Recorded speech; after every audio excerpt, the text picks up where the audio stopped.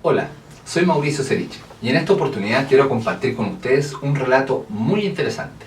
Es una historia que habla de cómo se fue configurando en el tiempo la ciudad de Vallenar, los sueños, problemas y soluciones que fueron encontrando los hombres y mujeres que con esfuerzo y perseverancia fueron haciendo camino al andar, ganándole terreno a los potreros y desoladas tierras que rodeaban el entonces exclusivo centro de la ciudad. Carlos Opazo Álvarez, escritor de la provincia de Huasco, edita en el año 2006 el libro Poblaciones de Vallenar, evocaciones de su pasado, basado en un proyecto de investigación del Departamento de Cultura del municipio local. Esta investigación se basó principalmente en los testimonios y relatos de los vecinos más antiguos de los principales sectores que conforman la ciudad de Vallenar, recuperando de esta forma la historia local en voz de sus propios protagonistas, preservando así su memoria tan frágil pero tan importante para el conocimiento popular y arraigo de las nuevas generaciones. Bien, para entender el desarrollo y crecimiento de Vallenar, les invito a viajar en el tiempo y visualizar el contexto geográfico y económico que va acompañando la transformación de la ciudad. Imagínense en medio de una zona desértica, como lo es la región de Atacama, y en medio de este paisaje agreste y seco, se cruza un verde valle que atraviesa frondoso de oriente a poniente el territorio. Este valle, que es coloreado por el caudaloso río Huasco, hizo que Vallenar fuera visto como un atractivo y prometedor lugar para asentarse, donde la actividad agrícola y comercial eran las principales actividades de esa época. En sus inicios, los habitantes ocuparon la zona central y baja de la ciudad. El resto eran solo haciendas, fincas y sembradíos. Con los años, también se fue sumando además la actividad minera, lo que hizo que cada vez más personas fueran llegando desde distintos puntos de la región y del país en busca de un mejor futuro. También hay que recordar dos factores históricos que atrajeron a muchas familias. Uno fue el gran terremoto de noviembre de 1922, que hizo que muchas personas del interior del valle, a quienes este sismo les destruyó todo lo que tenían, se refugiaran y avecindaran en esta creciente ciudad. Esto con el objeto de rehacer sus vidas. Y un segundo factor relevante es la instalación del mineral de hierro El Algarrobo, de la compañía de Acero El Pacífico, que por los años 60, en su época de principal apogeo, decide construir una gran población para sus trabajadores. Fue tal el interés de venir a esta ciudad que llegó un momento que ya no hubo suficiente espacio, sobre todo en el sector bajo del pueblo. Es entonces cuando las forasteras familias comenzaron a instalarse en los terrenos despoblados de los alrededores, principalmente en los altiplanos norte y sur, lugares que en esos tiempos eran absolutos descampados. Conoceremos a continuación cómo fue formándose una población, la que en esos años se le llamaba Cancha de Carreras. Aquí participaron en los relatos don Celestino Flores, Sabina Cuadra, Manuela Cepeda y Berta Pérez. Todos vecinos y vecinas que fueron pioneros en estos territorios. Nos cuentan que en sus inicios, efectivamente, en el sector había una cancha de carreras de caballos, en donde participaban animosamente los campesinos de la zona que gustaban de esta tradicional actividad. También recuerdan que existieron canchas de fútbol y que incluso en el año 1929 se inauguró una pista de aterrizaje para aviones pequeños, pero que funcionó oficialmente por algunos años. Dicen que en las inmediaciones de la hacienda llamada Cabancha, que estaba en el sector, existió un extenso bosque de eucaliptus, del que se abastecían para conseguir algunos troncos y palos para la construcción de sus primeros ranchitos. Y en medio de este bosque había un canal, y de ese canal se surtían de agua para sus necesidades domésticas. Este era su principal objetivo, lograr tener un terreno donde poder vivir. Así fue como en base a la brea, el barro, el churque y la totora se fueron armando de las primeras viviendas. Era todo autoconstrucción.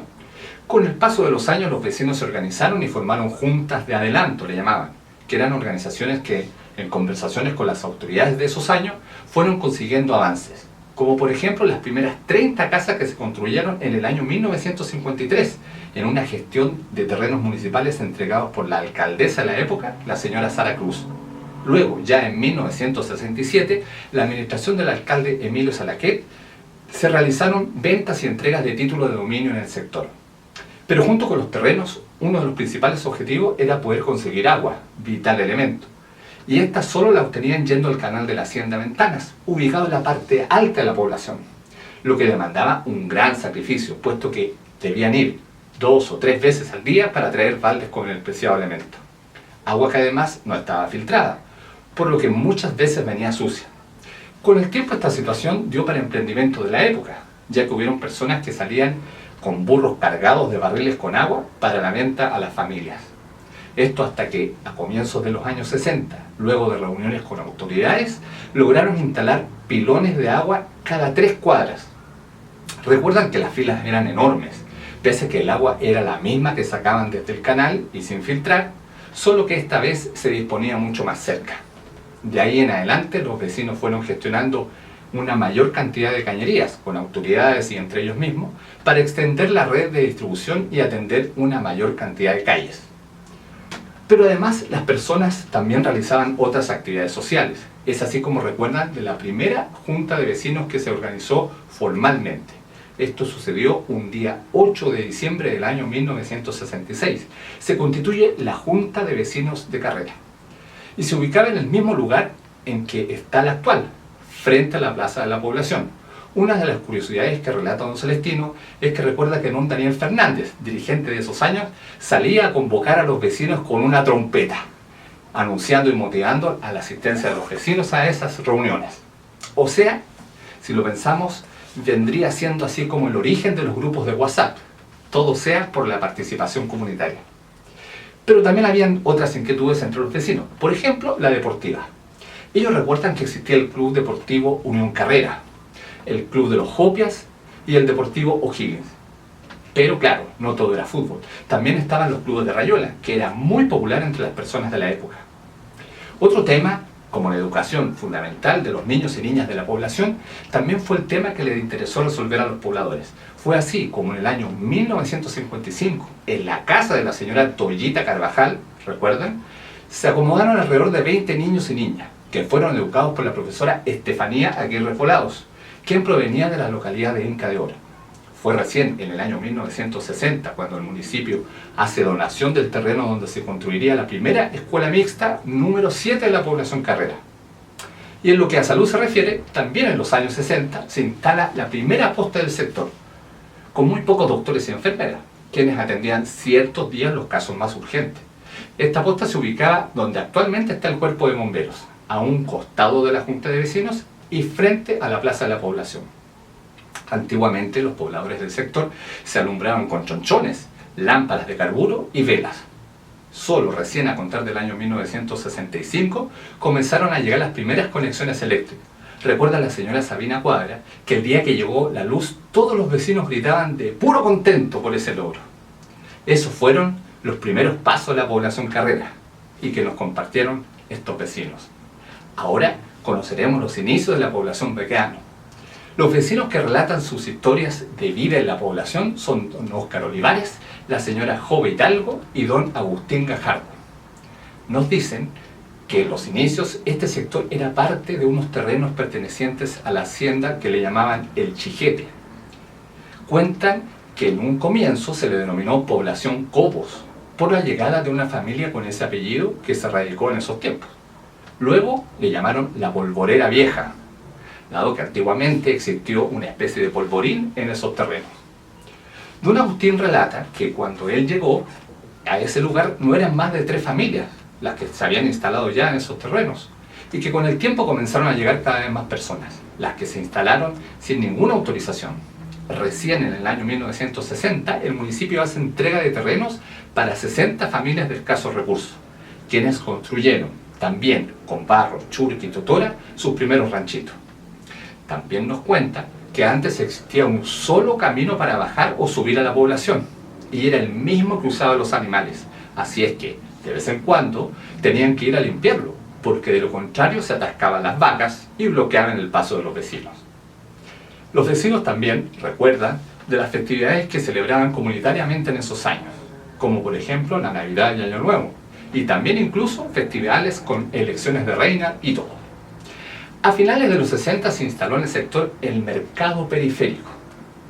Estos eran lugares que permitían abastecer a las familias del sector de sus principales necesidades, evitando así tener que bajar y subir a la población cada vez que requerían de algún producto. Las primeras juntas de vecinos se formaron en la década de los 50. Así fue como se crea la Junta Vecinal número 6, cuyos socios se reunían en sus casas, dado que no existían sedes sociales como las que existen hoy. Entre las agrupaciones deportivas en este sector recuerdan de los clubes de fútbol como la Estrella Roja, el Atacama y luego también se forma el Club Baquedano.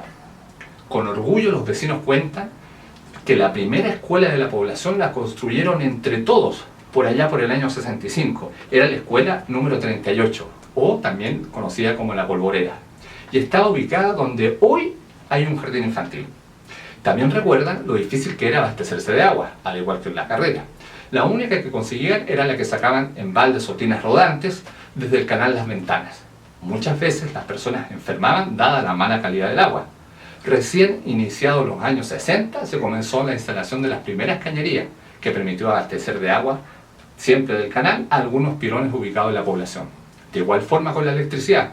Poco a poco se comenzó a abastecer de energía eléctrica para iluminar las calles, para que luego con el tiempo se fueran conectando también las viviendas particulares.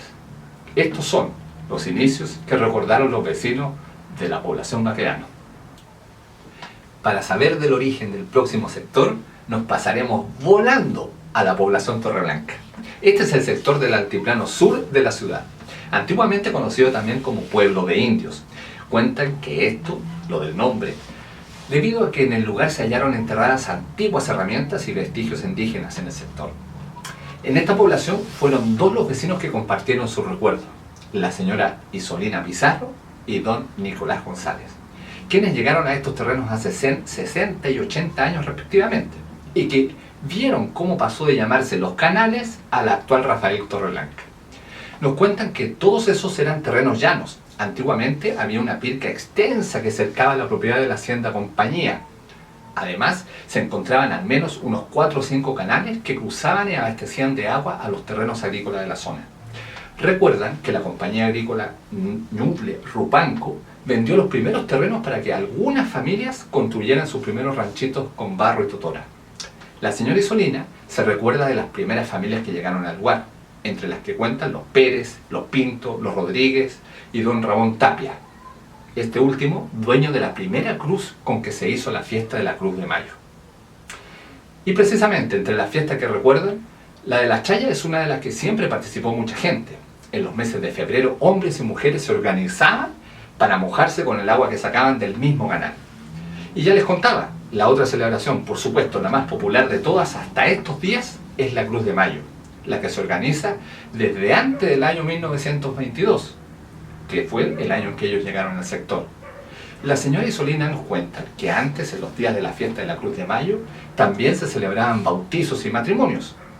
En un comienzo, el vecino don Ramón Tapia tenía la cruz en su casa, y las misas se realizaban ahí mismo, en el lugar, es decir, en la casa de don Ramón Tapia, hasta que un día don Ramón no se vio más, y con él la cruz también se perdió.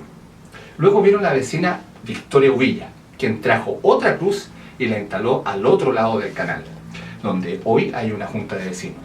Tiempo después llegó desde la hacienda Compañía don Juan Reteñir, una persona muy creyente, que construyó una capilla de madera en donde se trasladó la cruz. Desde entonces se hicieron cargo de la celebración los curas franciscanos de la época, y se celebra en la iglesia del sector, y de la capilla que se construyó con don Juan ya no queda ni rastros. Con relación a las organizaciones sociales del sector, estos pobladores nos cuentan de la Junta Pro Adelanto. Por allá por el año 50 dicen que la armaron en un terreno entre los propios vecinos, con unos palos, un poco de totora, hicieron como una ramada, donde hacían sus reuniones y actividades. Luego, con el tiempo, se forma la Junta de Vecinos número 7, con la que logran un avance importante en conjunto con el municipio local, como es la construcción de un puente de concreto sobre el canal Buena Esperanza, lo que facilitó el transporte y la comunicación de los pobladores del sector. En lo deportivo, recuerdan que había clubes como el Meseta Sur, que aún existe, y el Chacarita Juniors. Y don Nicolás recuerda haber participado también en el club de Rayuela llamado El Jilguerito. La primera escuela del sector se creó en la década de los 40. Fue la escuela número 36 y se creó donde funcionaba la Junta de Vecinos. Luego se trasladó al sector donde estaba la cancha de Meseta Sur. Todos colaboramos para construir un ranchito donde los niños de los canales pudieran estudiar, nos cuenta don Nicolás. Después, ya a fines de los 60, se construyó la escuela B71. Con relación a la salud, dicen que antiguamente no había posta y cuando la gente se enfermaba, se curaban con hierbas y montes nomás, porque el hospital estaba en el centro y no tenían transporte para ir y volver, y menos si se encontraban enfermos. Respecto al agua y la luz eléctrica, la historia fue similar a los otros dos sectores, sacando agua en tarros y tinas desde los canales para su consumo doméstico, hasta que poco a poco fueron consiguiendo más pilones en diferentes puntos de la población. Recuerdan que cuando llegó la luz a las calles eran solo ampolletas y no alumbraban mucho, pero que los niños corrían a verla brillar. Estos fueron los inicios de la población Torreblanca. Y desde lo alto de la población iremos al bajo de la ciudad y conoceremos una historia diferente. Bien, llegamos a la Quinta Valle. Este es un barrio en la zona baja de la ciudad y la menos antigua de todas, ligada al mineral del Algarrobo, perteneciente a la Compañía de Aceros del Pacífico, la CAP. Esta empresa compró los terrenos de una quinta que pertenecía a la familia Valle. Allí, en el año 1963, la empresa construyó las primeras 42 casas a los trabajadores de la compañía. Obviamente, en este caso, los vecinos no tuvieron problemas para disponer de los servicios básicos de agua y energía eléctrica. Las personas de este sector que compartirán sus historias son don Luis Robledo y don Pedro Gutiérrez, ambos avecindados en la Quinta Valle desde sus inicios. Han visto en los años las distintas etapas de construcción de casas, en donde, de acuerdo con los sueldos que tenía cada trabajador, accedían a distintos bonos de arriendo que les permitía pagar sus dividendos. Antiguamente, en los primeros años, cerca de las casas se podían ver los predios con árboles frutales de la Quinta de los Valles. Tenían paltos, parrones, damascos, olivos y un montón de otros árboles más. Con el tiempo, este sector fue creciendo y siendo habitado no solo por trabajadores de la CAP, sino que también fueron llegando otros grupos de trabajadores como los ferroviarios y los profesores. Entre los personajes del sector en esos años, don Pedro recuerda a su gran amigo Freddy Ramírez, alias el Sopa del Oro, el Guachita Loba o también Timoteo Morales y a don Mérito, el Perro Ramírez, todos muy populares entre los vecinos de la población. Entre las celebraciones que recuerdan, el gran baile de fin de año se hacía en noviembre para el aniversario del Club Deportivo El Algarrobo. También celebraban la Navidad con los retablos que hacían en el estadio municipal, pero también organizaban una fiesta comunitaria de fin de año. Cerraban la calle y contrataban una orquesta para amenizar la celebración. Con el tiempo, en la población, las personas que no eran de la empresa se fueron organizando para celebrar también entre los vecinos. Para eso usaban la plaza de la población, la que decoraban instalando luces y árboles de Navidad. Entre los locales del sector recuerdan un boliche llamado Los Patos, dado que ambos dueños se llamaban Patricio. También está desde esos tiempos el almacén La Chilenita y también el supermercado Coppermine, que luego pasó a ser el Renting. Respecto a las actividades sociales, desde la Junta de Vecinos de la Quinta Valle hicieron muchas gestiones e iniciativas para la comunidad. Sin embargo, la mayoría estaban asociadas también al Club Deportivo y Cultural El Algarrobo, como el Club de Cueca y el conjunto Los Sólidos 7. Lo mismo que el Club Deportivo El Algarrobo, donde los vecinos asociados a la empresa disponían de canchas de fútbol, voleibol, tenis y básquetbol. Sin embargo, don Luis también recuerda al grupo deportivo Los VQB, que eran los vagos de la Quinta Valle, que eran unos niños del sector que hacían actividades deportivas. En educación, don Pedro señala que en el año 1972 se traslada al sector la escuela E número 58 República de Estados Unidos, donde asistían alumnos de distintos sectores cercanos a la población. Luego, en los años 80, accionistas cercanos a la CAP formaron el colegio Ambrosio Higgins, pensado principalmente como un establecimiento privado para los hijos de los funcionarios directivos de la empresa y para quienes, claro, pudieran pagarlo. Sin duda, los orígenes de la Quinta Valle es muy distinto al resto de los sectores, ya que las familias llegaron con sus servicios básicos como el agua potable y la luz ya resueltos. Pero en la parte baja de la ciudad no todo fue fácil. Les compartiré los recuerdos de 4 barrios históricos de Vallenar. El primero es el barrio Estación. Aquí, don Jorge Núñez nos habla de este barrio ligado, por supuesto, a la estación de trenes de la ciudad. que hasta antes de su construcción, en ese sector donde hoy están los terminales de buses y el Turbús, solo existían viñas y vegas. Se recuerda de las familias Ortiz Zamora, Tapia, Cruz, Pujado, Sanforlín y Carosi, entre otras más. Entre los personajes típicos de esos tiempos, don Jorge recuerda gente en situación de calle que se les arreglaban para habitar en los vagones de los trenes, como el filistoque o el coche quebrado que le llamaban. Respecto a las celebraciones, recuerda que por los años 60 se realizaban en el sector de Avenida Mata las ramadas de fiestas patrias. ¿Sí? Ahí era, donde todos eran, obviamente, de pisos de tierra. Pese a que el sector no se caracterizó por sus organizaciones sociales, sí recuerda que en el año 1943 hubo un conjunto musical conformado por funcionarios ferroviarios e hijos de estos, y era denominado el Orfeón Ferroviario, que llegó a tener 64 integrantes, y que todos los domingos realizaban conciertos populares en la Plaza de Armas de la ciudad. Entre sus músicos destaca él a Humberto Sequeiro y don Leoncio Carvajal. Deportivamente destaca el Club Ferroviario, el Deportivo Arcoíris, Deportivo Vallenar y el Deportivo Alcantagua. Respecto a la salud, don Jorge nos cuenta que había un aporte en la estación, pero solo era para la familia de los funcionarios ferroviarios. Con relación al agua, recuerda que hacían norias para obtener agua. Favorecía mucho la humedad y la cercanía al río de todo ese sector. Respecto al alcantarillado, dice que había una sequía que atravesaba varias calles del centro y sobre la cual las personas instalaban sus retretes. Luego, a fines de los 40, se instaló el agua potable y en el 52 comenzó a llegar gradualmente la luz. Seguiremos siempre en el mismo centro de la ciudad. Ahora nos trasladamos al famoso barrio latino. Es recordado por don Pedro Arévalo. Nos cuenta que en el sector se concentra principalmente la calle JJ Vallejos, que antes se llamaba calle Escuela, entre Marañón y Merced. Recuerda a las familias Carmona, Peña, los Mieres, los Espinosa y los Alday. Quizás una de las principales características del barrio fue la gran fiesta que se realizaba en Año Nuevo, donde todos los vecinos del sector participaban sacando sus mesas a una calle, la cual la cerraban y contrataban una orquesta, la que amenizaba un baile que duraba hasta las 6 de la mañana. Entre los locales tradicionales señala que la panadería La Chilena es la más antigua, una empresa familiar conformada por la familia Mieres. También recuerda un pequeño local de la señora María Espinosa, otro de los Valladares, hasta un cabaret que había en el sector llamado La Rosa, que era el nombre de la misma dueña. En lo social nos dice que antes había una junta vecinal donde hoy es el mercado, y que también existió un local llamado Las Delicias, donde mujeres jugaban rayuela. Recuerden que era una actividad muy popular en la época. Respecto a la educación y la salud, recuerda que los niños asistían a las escuelas número 5, número 1 y al Colegio San Francisco. Al igual que en todo el sector centro de la ciudad, el agua se conseguía por norias y el alcantarillado eran las acequias que atravesaban algunas de las calles de este sector. Ahora sepamos del barrio Coquimbo. Don Pedro Farías nos habla de esta calle, que le dio el nombre al sector.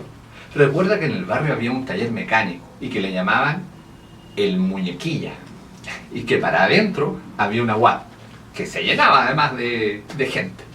Cuenta que donde hoy está la Corby, antes había una cancha de fútbol, y que 3 esquinas más arriba había un manzanal que pertenecía a la familia Galet.